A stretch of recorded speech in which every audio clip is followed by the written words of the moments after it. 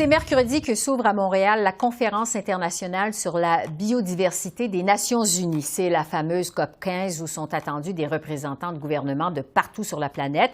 Le but, c'est que les pays s'entendent sur un plan d'action pour protéger les espèces animales et végétales. Alors, j'en discute avec Jean Lemire, qui est biologiste, cinéaste, mais aussi émissaire au changement climatique pour le gouvernement du Québec. Bonsoir, M. Lemire. Bonsoir. Vous êtes impliqué dans cette organisation de la COP 15 à Montréal. Bon, on dit que c'est la plus importante COP sur la biodiversité qui a jamais eu lieu, donc c'est majeur. Parlez-nous d'abord de l'ampleur de cette rencontre internationale qui s'ouvre après-demain, en fait, à Montréal. Ce sera vraiment un moment historique. Pourquoi? Parce que ça fait bientôt 4 ans qu'on travaille, nous, les négociateurs, sur le texte. Donc, on est vraiment... En fait, on devrait être très avancé, mais entre vous et moi, on n'est pas très, très avancé. Il y a encore beaucoup de travail à faire sur le texte. Pourquoi c'est un moment historique? Parce qu'on va dresser en quelque sorte la feuille de route pour les 10 prochaines années pour l'ensemble des pays de la planète. Et quand on dit biodiversité, c'est beaucoup plus que les animaux et les plantes. La biodiversité, ça comprend l'agriculture, mais c'est l'oxygène que l'on respire, c'est la nourriture que l'on mange en grande partie, c'est les vêtements que l'on porte. Donc, c'est tous les services que la nature procure à l'humanité. Et donc, les humains ont fait partie, évidemment, de cette nature. Et donc, on est vraiment en train de décider quelle sera notre relation avec cette nature pour les 10 prochaines années. Donc, c'est très important, évidemment. Ce qui fait que le but de cette COP, c'est finalement de s'entendre sur un plan pour protéger 30 des terres et des océans à l'échelle planétaire d'ici 2030. Donc, c'est un plan qui est ambitieux. Sur quoi vont porter les discussions d'ici au 19 décembre? Parce que ça se déroule jusqu'au 19 décembre. Alors, je vais vous faire une petite prédiction d'avance. Ne prenez rien dans vos agendas pour le 20 si vous suivez la COP parce que ça risque de déborder un petit peu, parce qu'on est très peu avancé, sincèrement, dans les textes de négociation. Et c'est complexe. C'est complexe. Vous avez parlé de ce 30 de protection de la planète, tant au milieu terrestre que maritime. Il y a évidemment 21 autres cibles à part celle-là. Donc, on couvre très large.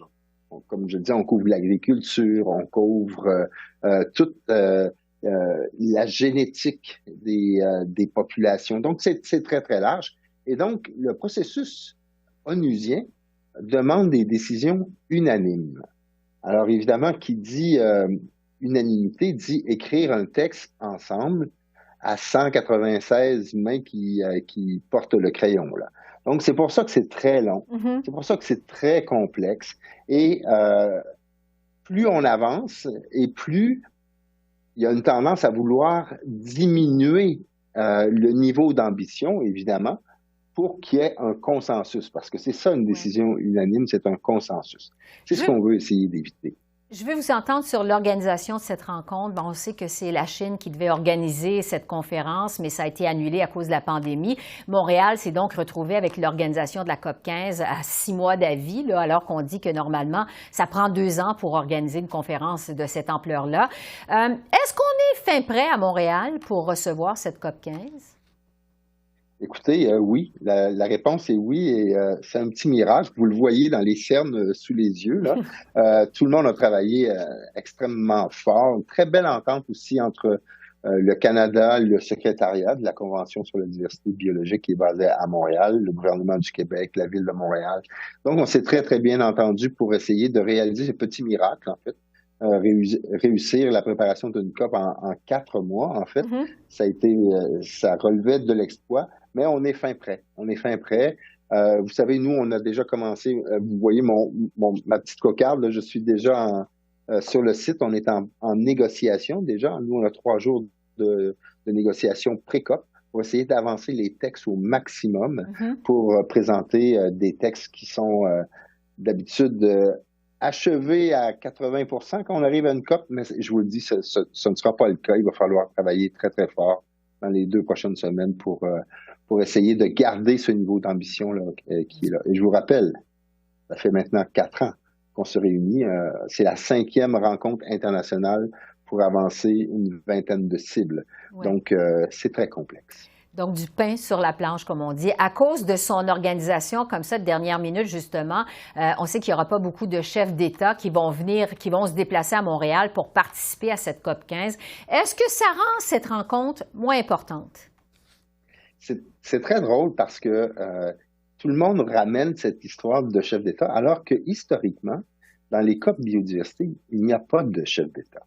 Est-ce que là, on en voulait parce que c'est une COP historique et qu'elle a une importance particulière? Est-ce qu'on voulait prendre le modèle, par exemple, de la COP climat, où il y a beaucoup de chefs d'État? Mais bien franchement, moi, je suis les COP biodiversité depuis 2010. On n'a pas de chef d'État, jamais dans les COP biodiversité. Mais là, tout le monde s'est mis à faire des comparaisons avec les COP climat. Est-ce qu'il y aurait eu plus d'ambition ou est-ce qu'on aurait dénoué des nœuds de négociation s'il y avait eu plus de chefs d'État? Peut-être, mais ça aurait été une première pour une COP biodiversité. Alors, il faut bien ramener ça dans un historique onusien, là. Est-ce qu'il y en aura qui vont se présenter si, dans la dernière semaine, les négociations ne progressent pas assez rapidement? C'est possible, tout est possible. Mais traditionnellement, il n'y a pas de chef d'État dans les COP biodiversité. De toute façon. Un mot sur la Chine, parce que la semaine dernière, au moment de dévoiler sa stratégie Indo-Pacifique pour le Canada, le gouvernement Trudeau a dit pouvoir espérer continuer de collaborer avec la Chine dans les dossiers qui touchent les changements climatiques. Est-ce que vous avez une bonne collaboration avec les autorités chinoises relativement à cette COP? On a une bonne collaboration. Évidemment, je ne vous cacherai pas qu'une présidence, là on sait que c'est la Chine qui est présidente de la COP 15, une présidence forte amène d'habitude un plan mondial avec beaucoup d'ambition.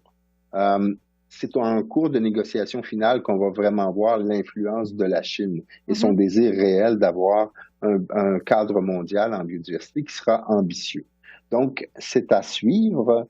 Mais on n'a pas de problème d'organisation ça va assez bien. Je vous dirais que s'il y a un domaine où le dialogue est encore ouvert avec la Chine, c'est en environnement, donc changement climatique, biodiversité. Et on va essayer de garder ça comme ça. Bon, il nous reste quelques secondes. Vous savez qu'il y a beaucoup de scepticisme quant à l'utilité de ces COP. C'était le cas aussi avec la COP 27 le mois dernier en Égypte. Il y a plusieurs qui jugent que ça ne donne pas grand-chose. Pour cette COP 15, vous avez dit que ce doit être un moment Montréal. Est-ce que vous êtes optimiste que ça va donner des résultats? Écoutez, jamais dans l'histoire, moi, des négociations que je suis depuis quand même très longtemps, je n'ai vu autant d'acteurs réunis qui veulent réussir ce moment à Montréal. Je pense à la société civile, aux différents paliers de gouvernement. On a changé complètement la façon de fonctionner. Maintenant, les villes, les États, les provinces font partie des négociations. Je pense que ça va amener beaucoup de dynamisme autour de la table. Donc, ce moment à Montréal, on en a besoin. C'est un moment historique. Ça se passe ici à Montréal et on est en train de jouer les 10 prochaines années de cette relation entre l'homme et la nature. On ne peut pas se permettre d'échouer. Alors, on va suivre les travaux de cette COP 15. Jean Lemire, biologiste et cinéaste, merci beaucoup. Merci. Bonne COP 15. Merci à vous. Au revoir. Merci.